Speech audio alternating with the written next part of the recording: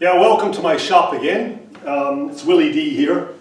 I've been working on this cargo boat and I just want to get into this video on the cabin detail because there's so many different ways you can make the larger windows and the smaller windows, and I'd just like to show you some of the variations, and you can develop them on your own from there. So let's get started.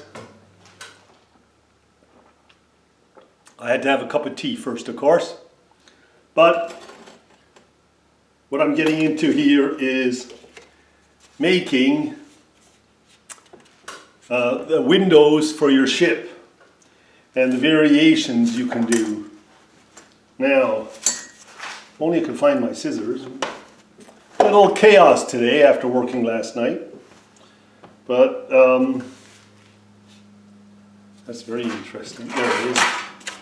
Let's get started by, you can use just a white cardboard and you just clip a little square out of it, whatever kind of window you want. You can measure them with your calipers, right? And then you'll have a little square. And here's one with felt pen on the outside I tried out to make it look more like a window. And then you just put it on the side of your boat here, right? And then you can do what I call the lollipop thing. You square off a lollipop with a pencil so that it's a square cut, line it up, snip it, and then you can do exactly the same thing, whatever way you want, the same square, lined up, snip. I put my finger there so it doesn't jump. And there you have it. You have a little window, which is actually in behind these ones here, this wood piece. In the old days, they used to put cardboard on, and like a cardboard piece, and leave it because they didn't have the money. And you can use these lollipops and just put them on and leave them as well. I put them on behind these paper with the tin. So here you have the cardboard piece I just did, right? And there's the wooden piece. There's a brass piece made out of copper wire, right? Now the portholes you can do single large. Let me get my fingers out of the way of this. Single large here. Drill a hole and put it in. Single small. Or you can put the two together, which I'm doing on this boat to give it more detail. I'm actually putting them together like that. Now, on this ship behind me, right here, I have put the wood first, right? The wood piece. And then I've mounted this wire on cardboard. And what you do is you super glue a whole pile of the board and you drop these wires on it, let it dry, and then cut them out. And I've mounted it on top so it stands out a little bit more, so there's a little more edge. And now I'm trying to find out which color I want to paint them. Now I've used on other ships like heads of nails, heads of nuts and bolts, all sorts of things, made them triangle, whatever, but there are so many variations, and I'm still deciding on new ways of doing this. So here are down on this side here are the wire with cardboard and a piece of lollipop stick behind to make them stand out. The doors are lollipop sticks, basically lollipop sticks, and then you drill a little hole and put a pin through it and cut it and paint it brown. But anyways, here are the grommets, one inside the other. And here's the paper with the wire around it down the bottom, which hasn't been painted yet. But as you can see up here last night, I painted these windows, testing them out to see what variants, what color I actually like. And I'm going to make the back cream today to see which way I'm going to go. And I put all my double grommets in all of these holes down here. And as you can see, I brought all of these windows all along here at this stage. So we are getting there. It's beginning to get a feel for it. It's got to look old, so it's a bit of a challenge that way. Anyways, that's the portholes and cabin windows and doors, etc. So that's just a little bit of detail for you model makers. And also you model makers that don't want to blow a huge budget or hole in your pocket. Welcome back to Willie D's programming. What I want to show you today and discuss is the aging of this famous cargo ship I'm building. So I'm gonna show you how I'm age it with paint. My method. You're gonna have to develop your own, but this is what I do. So here we go. Let's get at it. So here are the cabins drying. The yellow, or cream, or yellow is drying, and then I'll age the sides afterwards. I still got to change this a little bit, so I'm going to hold off on that for a minute. And over here, as you can see here, I've started on the hull of the boat. Now what I did was I painted this with a dark red first and let it dry a bit, but I also brushed in a bit of black in that. But as it was finished drying, what I did was I put a kind of a tan brown up in here, as you can see.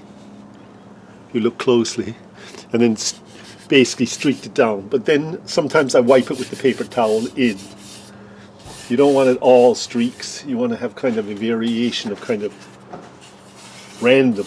So I actually like this here, this coloring here, as you can see. Turned out very nice, and it looks very rustic, old. And when I get the fittings and everything on, I'll touch it up even more. At the moment that'll do, because I'm still adjusting things. Now I tested out on the decks. Now the grey is dry, right?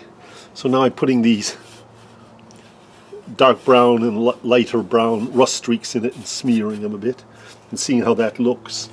So I'm kind of testing the waters a bit and just carry on from there. I do put thinners in it to make it more transparent in a sense, so that it doesn't take away from the other paint, and sometimes it actually washes in better, and you can wash it through to the red. You can see lines here in the red where it's washed down through a bit, so it gives it a bit different effect. Anyways, it's all coming along nicely. I will let you know how I do the cabins later when I get to them. Yeah, here am I rusting it, or as I call it, aging it. And it's basically the, I think it's Umbro, is it? Doesn't matter, it's the model paints. And what I'm doing is just blending it in here, like this. And you got to use some thinners in it so that it becomes opaque, or see-through as we call it. So you don't have like just one big, and try not to do any patterns, just bring it down. We'll see how this goes in a minute. Now I have a lighter color here. I don't know where I put it. It's over there. There we go, a little pot here, this lighter color. And you can add a little bit of a lighter rust in there if you want. Gives you kind of more of a weird feeling of, it's not all just kind of rusted away one color. And up here in the ports I'm making it a little darker. I want them fairly rusted. I have a big brush here and a paper towel, and I wipe it off every once in a while like this. This is a larger brush, and you can swoop it down like this.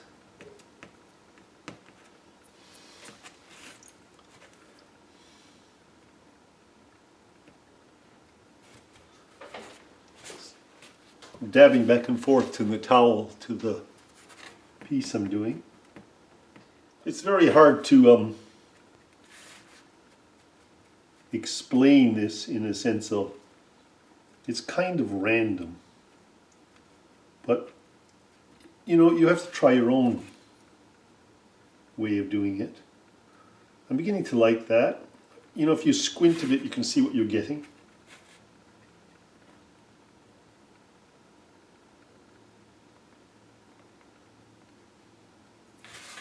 And then I dab with a paper towel sometimes to take it away a bit,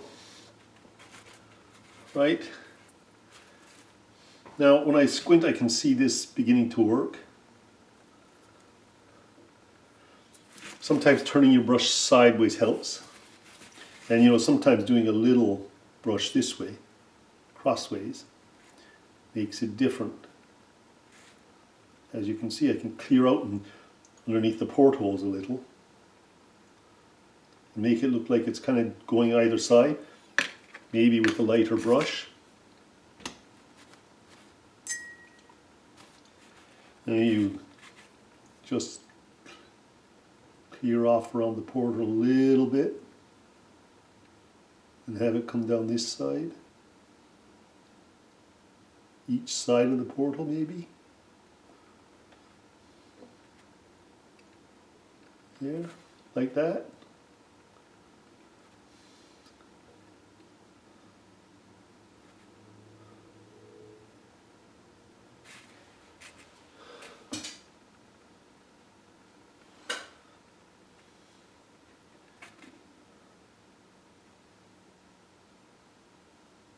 Little touches.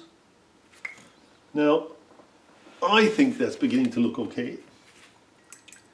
You know, sometimes I come along and do this afterwards, a little.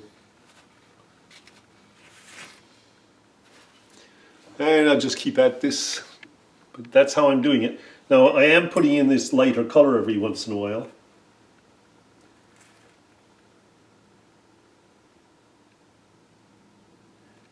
It's kind of like partially rusted.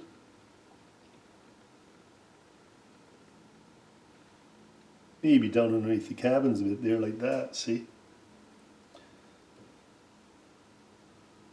A little less rust.